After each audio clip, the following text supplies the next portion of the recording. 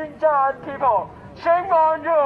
No more killing. No more killing. Kita, tiga kaum utama, Melayu, Cina, India telah diasingkan mengikut tempat ataupun sektor pekerjaan. Contoh dia macam Melayu, dia more untuk nelayan, tangkap ikan kan. Macam orang Cina, dia lebih kepada aktiviti kau tolong jualkan barang. Kalau orang India, dekat estate ladang kan, pertanian. So, dekat tanah Melayu ni banyak kaum tapi kita tak duduk sekali. Dan dekat situlah kita tak ada macam perpaduan antara kaum. Tragedi 13/9 adalah kemuncak untuk masalah perpaduan kaum yang berlaku dekat Malaysia ni. So, sangat penting untuk kita yang pelbagai bangsa ni untuk saling hormat antara satu sama lain dan saling sebulat suara. Sebabnya kalau kita berpecah lagi, kemungkinan untuk orang luar masuk campur dekat kita punya negara sangat tinggi.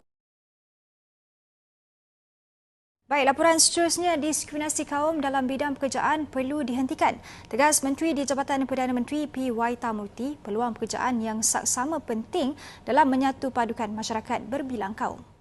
Semua majikan-majikan dan juga kalau ada pertubuhan-pertubuhan lain, pertubuhan yang macam pertubuhan majikan dan sebagainya akan memberikan lebih penumpuan kepada penyatu paduan rakyat.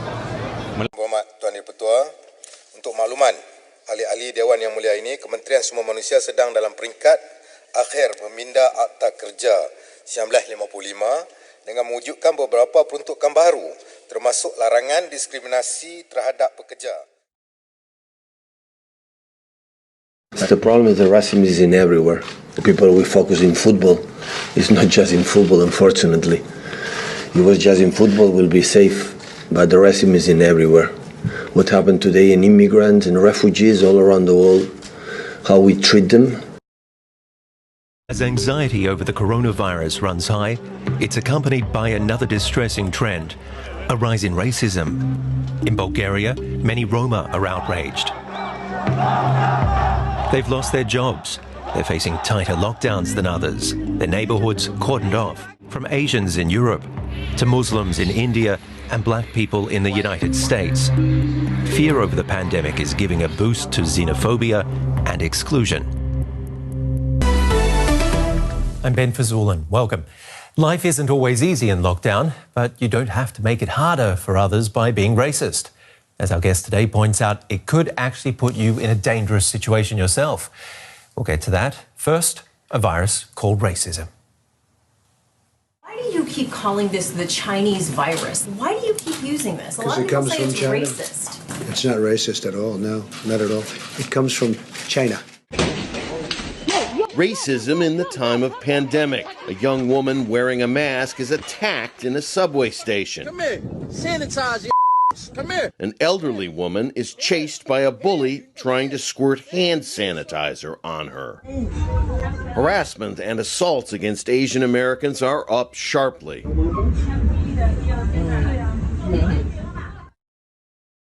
I was going to stand up to my grandpa the next time I heard him say something racist.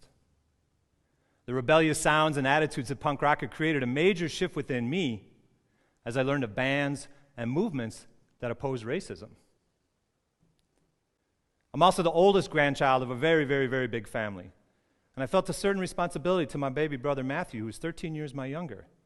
So I didn't want him growing up hearing the same racial slurs that my sisters and I had.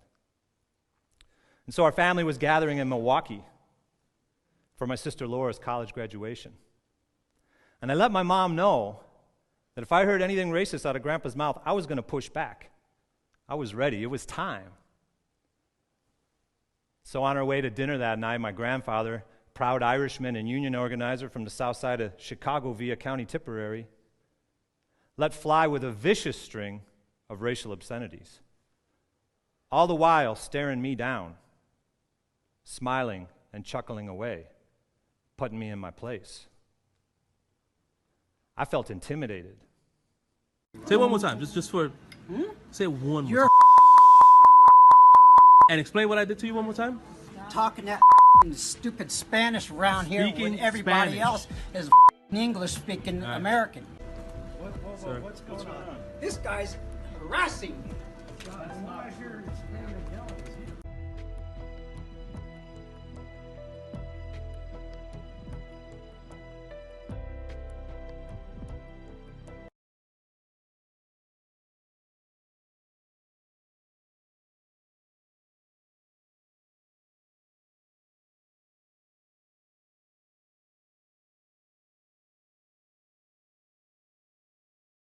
We have to admit and accept that some minority groups will experience racism on a far higher level than the rest. As a child, I was made hyper aware of the fact that I am a dark-skinned Indian girl and that wasn't good enough. My classmates used to wipe things down after I had touched them. They wouldn't sit on my chair because I had sat on it because, takut the blackness would get stuck on their skin. And I didn't understand any of it. It made me crazy. They made me feel like my skin color was something dirty, something that needed to be cleaned.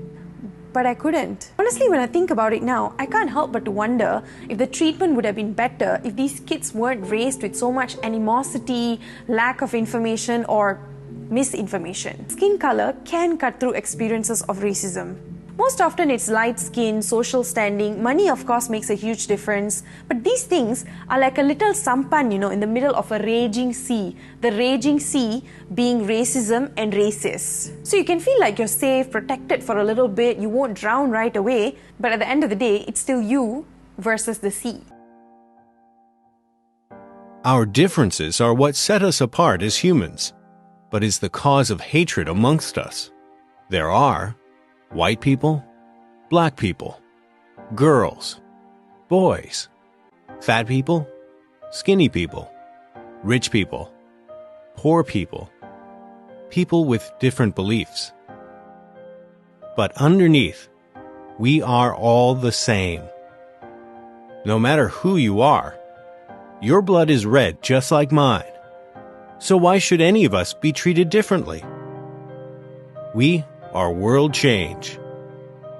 Yang sampai disebabkan masalah kecil kita punya negara tergadai. Padahal kita ni mampu untuk bersatu padu untuk memajukan negara kita. Macam tu.